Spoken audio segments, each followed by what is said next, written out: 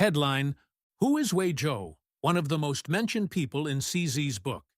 Published at 8:04 p.m., April 14, 2026. Binance founder Changpeng Zhou, CZ, dedicated a considerable portion of his autobiography, Freedom of Money, to talking about somebody called Wei Zhou. Indeed, Zhou is this fifth most mentioned person in the book, tied with Sam Bankman-Fried, SBF, with 23 mentions. But who is he? Zhou joined Binance from Goldman Sachs in 2018 as its first chief financial officer, CFO. He'd previously shepherded two companies through NYSE and NASDAQ IPOs, and, in Binance's eyes, he brought institutional credibility that the then one-year-old crypto exchange desperately needed. Zhou is now CEO of Coins.ph, a Philippines-based crypto wallet and exchange that he acquired from Indonesian super app Gojek in 2022 for roughly $200 million. He also advises Old-Fashioned Research, a blockchain fund run by former Binance executives, as well as serving as vice chairman of the gay dating app Grindr.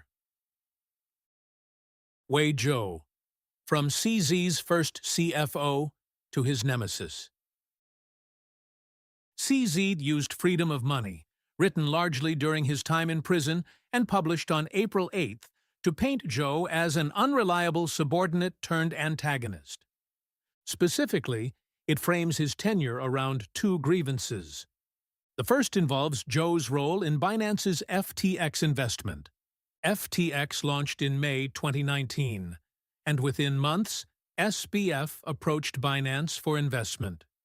Zhou championed the deal, yet CZ claims that he initially declined. However, by late 2019, FTX lowered its valuation and sweetened the offer with a Binance coin, BNB, for FTX token, FTT token swap. Binance agreed, taking a 20% stake in SBF's company that would implode 3 years later. Fortunately for CZ, Binance was able to sell its FTX equity before FTX went bankrupt. Fintech Alliance Philippines and Binance. CZ also complained about Zhou's role in Binance's Philippine expansion.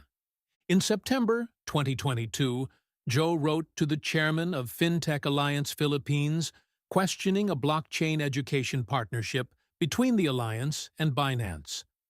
The letter, which a Philippine crypto publication published in full, called Binance an unregistered virtual asset service provider. Zhou claimed that Coins.ph was astounded by the Binance Alliance collaboration, an assertion that CZ frames as an underhanded attempt to block Binance from the Philippine market. Unsurprisingly, Zhou denied the framing and told reporters, "We did not block Binance from joining. We asked to be involved in blockchain education initiatives of Fintech Alliance Philippines." Partial financials for his CFO. Basically, CZ's memoir casts Zhou as a disloyal insider.